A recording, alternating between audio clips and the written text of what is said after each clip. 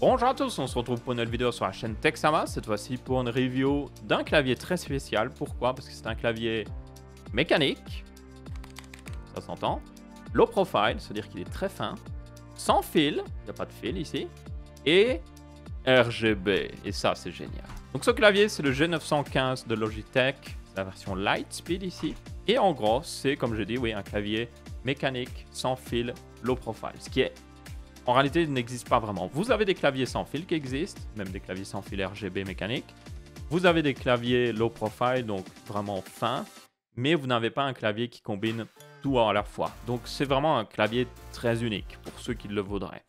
C'est un clavier haut de gamme qui vise clairement le haut de gamme parce qu'il a un prix de, je crois, 215 € si je me souviens bien des derniers prix. Donc clairement, il vise le haut de gamme, mais c'est pas non plus... Ça reste selon moi en partie raisonnable parce que tous les autres claviers haut de gamme sont vers 200 €. Niveau spec d'ailleurs, vous avez différents switches qui existent. Vous avez des tactiles, donc ce serait plus comme des MX Brown. C'est des switches propriétaires évidemment. Vous avez aussi l'équivalent de MX Red, donc plus pour le jeu vidéo. Et il me semblait qu'il y avait aussi une troisième variation qui était plus comme les MX Blue. Mais celle-là, on la trouve très peu sur le web. Celle qu'on trouve surtout évidemment, c'est la tactile parce que c'est comme des MX Brown. C'est très populaire parce que c'est des switches qui sont bien pour le jeu, mais aussi bien pour taper dessus. Vous avez du sans fil du coup propriétaire avec un petit dongle que vous mettrez dans votre ordinateur.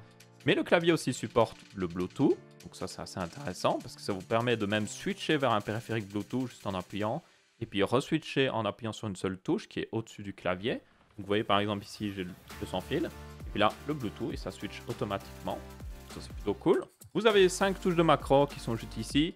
Vous avez aussi 3 profils préenregistrés sur le clavier. Vous pouvez enregistrer tout sur la mémoire intégrée du clavier, donc ça c'est plutôt sympathique aussi. Vous avez aussi contrôle de multimédia, bon ça c'est plutôt classique, mais avec une roue très satisfaisante à contrôler, je trouve personnellement. Je tiens à préciser, si vous avez vu la vidéo de Hardware Canucks sur ce clavier, je n'ai pas de problème avec la volume du son qui a un lag quand j'utilise cette roue justement, ça réagit en temps réel, donc je sais bien qu'eux avaient un problème avec leur clavier en particulier. Personnellement, je n'ai pas eu le problème. Et puis, dernière spec, on va dire, oui, c'est un peu une spec. Vous avez un double pied, donc vous pouvez le régler à 2 niveaux. Donc ça, c'est un petit niveau, voilà, avec un tout petit pied, ou un gros pied pour l'incliner encore plus si vous êtes en mode « Hey !» j'aimerais qu'il soit beaucoup plus incliné pour être plus dirigé vers mes mains. Il n'y a pas de repose-poignet intégré avec le clavier. Pourquoi? Parce que c'est un clavier tellement low profile, en fait, il est vraiment fin, qu'il n'y en a pas besoin. Honnêtement, moi, mes poignets reposent sur le bureau et ça ne me dérange pas du tout. Donc ça, c'est tout pour les specs. Maintenant, ça reste un clavier. Le plus important, selon moi, ça va être les touches. Est-ce que les touches sont bonnes? Est-ce que c'est satisfaisant de taper dessus? Personnellement, je les aime beaucoup. Je les aime vraiment beaucoup. Comme c'est un clavier low profile, donc vraiment fin, les touches ne sont pas très hautes, elles ne sont vraiment pas très hautes. Il y a certains claviers low profile où la touche n'est pas très épaisse, donc la touche en plastique, mais vous avez le mécanisme en dessous de la touche qui est très élevé. Du coup, vous devez quand même beaucoup soulever vos doigts. Ici, ce n'est pas le cas. C'est vraiment, ça donne vraiment l'impression de taper sur un clavier à membrane, en point de vue hauteur, pas d'un point de vue feeling, parce que c'est du mécanique. Et ça donne un peu aussi l'impression de taper sur un clavier un petit peu à chiclette, donc un peu comme les ordinateurs portables. Encore une fois au niveau hauteur, pas au niveau feeling des touches, mais avec les avantages du mécanique justement, et avec quand même une hauteur légèrement plus haute. Parce que soyons honnêtes, même s'il est low profile, il n'est pas non plus... Il reste quand même un petit peu plus épais qu'un clavier à membrane classique et même un clavier à chiclette qui est évidemment très fin. Maintenant, on a aussi le sans fil. Qu'est-ce que donne le sans fil? Justement, c'est un des gros points de ce clavier, c'est même le point le plus important de ce clavier. Et honnêtement, il est juste excellent. J'ai mis le connecteur assez loin, capte toujours, no problemo. Le mode Bluetooth marche extrêmement bien, très peu de délai dessus aussi. Je l'ai même utilisé le mode Bluetooth pour jouer sur un autre PC, c'est pour dire, il y avait vraiment très peu de délai. Toutefois, je recommande d'évidemment utiliser le mode sans fil classique qui lui utilise les puces propriétaires Logitech avec leur technologie justement Lightspeed qui fait que c'est réellement une bonne expérience dans les jeux vidéo. Vraiment, vous ne sentirez pas pour la plupart des joueurs de différence par rapport à un clavier avec un fil. À part si vraiment vous êtes un joueur professionnel et que vous jouez à des jeux e-sport de très haut niveau, franchement, vous ne sentirez pas la différence. C'est à peu près la même chose que les souris justement Lightspeed de Logitech. on est vraiment au niveau du filaire ici, au niveau de temps de réponse et tout. Ensuite, vous avez le logiciel, qui est évidemment G-Hub. On l'aime pas. Je l'aime bien, il y a des trucs que j'aime toujours pas avec, je vais être très honnête. Certains trucs, voilà, plutôt bancal. Donc voilà à quoi ressemble. Vous voyez toujours le niveau de batterie du clavier, parce qu'évidemment c'est un clavier sans fil, il y a un niveau de batterie. Vous pouvez le brancher via un port micro USB d'ailleurs. J'avais oublié de dire dans les specs que c'était un port micro USB. Ce qui est fort dommage d'ailleurs du micro USB, mais bon. Du coup, vous pouvez voir le niveau de batterie. Vous pouvez aussi cliquer dessus pour justement changer tous les paramètres au niveau lumière. Donc vous pouvez désactiver, synchroniser avec d'autres périphériques Logitech.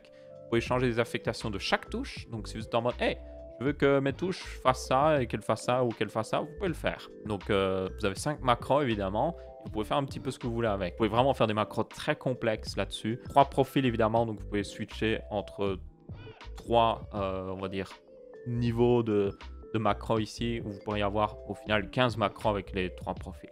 Et enfin, vous avez quelques paramètres au niveau mode jeu. Ça désactive certaines touches quand vous appuyez sur le bouton mode jeu sur le clavier en tant que tel. Donc ça permet de désactiver notamment les touches de retour Windows. Et c'est à peu près tout honnêtement. Il n'y a pas besoin de plus au final. Au niveau lumière d'ailleurs, vous pouvez, c'est du full RGB. Vous pouvez contrôler chaque zone, chaque touche même. Donc si vous êtes en mode cette touche est allumée, cette touche n'est pas allumée. Donc ça c'est génial. C'est ce qu'il y a de meilleur sur le marché. Et c'est ce qu'on attendrait d'un clavier haut de gamme. Toutefois, je tiens à le noter. Bon déjà la touche, je ne sais pas pourquoi la touche de profil, on ne peut pas changer la couleur. Donc elle est toujours d'une autre couleur. Là elle est en sorte de rouge, donc un petit peu dommage. Surtout sur un clavier de ce prix là.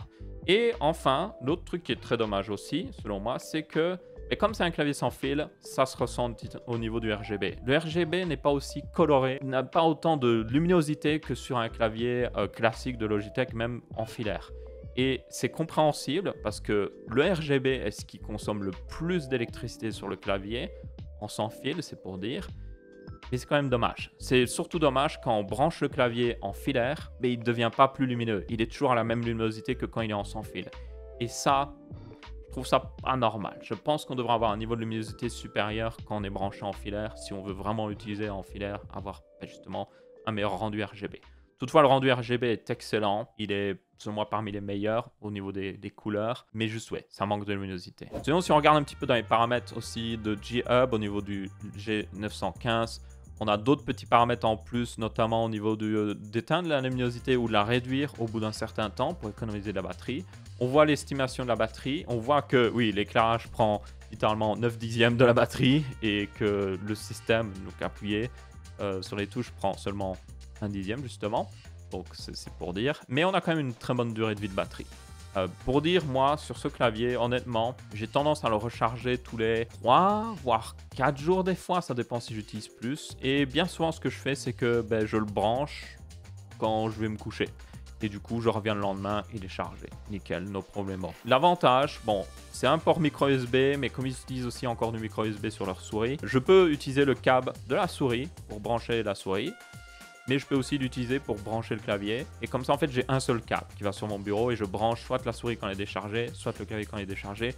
Et par défaut, je le branche dans mon tapis, ce qui me permet d'avoir un chargeur sans fil pour mon téléphone. Plutôt sympathique. Après, ça, c'est plus spécifique. Hein. Bon, il est l'heure de la conclusion. Franchement, un excellent clavier de chez Logitech pour moi.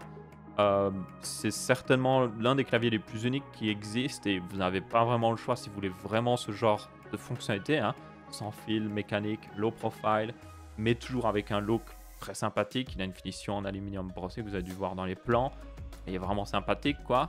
Après, ça coûte un prix, tout ça. Et je pense que le prix est trop élevé. Franchement, il est trop élevé. Pour la version Lightspeed, comme je vous avais dit, c'est plus de 200 €. Il devrait coûter, selon moi, maximum, grand maximum 200 €. Même en dessous de 200 €, 190, 195. Il devrait être au même prix que les gros claviers haut de gamme.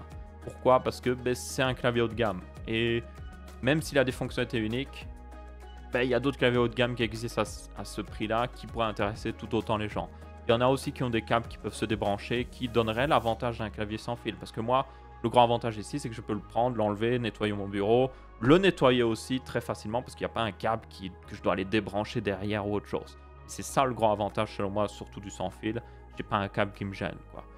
Mais il y a des claviers avec des câbles qui se débranchent. Donc, Logitech devrait mettre à jour le prix. Vraiment, pour moi, tout est bon sur ce clavier. C'est juste le prix qui est trop élevé. C'est vraiment ça. Il y a une autre version, non Lightspeed, qui existe. Il me semble qu'on peut débrancher le câble. Je suis même plus sûr.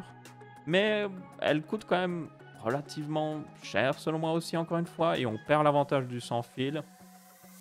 Donc à vous de voir un petit peu. Mais une chose est sûre, c'est un excellent clavier.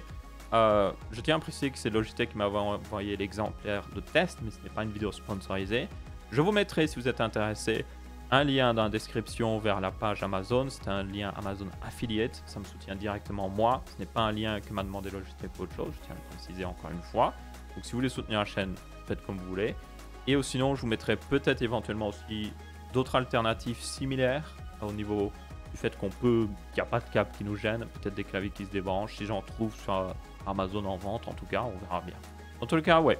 C'est à peu près tout. J'espère que vous avez bien apprécié cette vidéo. Si c'est le cas, n'hésitez pas à laisser votre avis, que ce soit en pouce bleu, pouce rouge ou en commentaire. On se retrouvera pour une prochaine vidéo et je vous dis ciao ciao.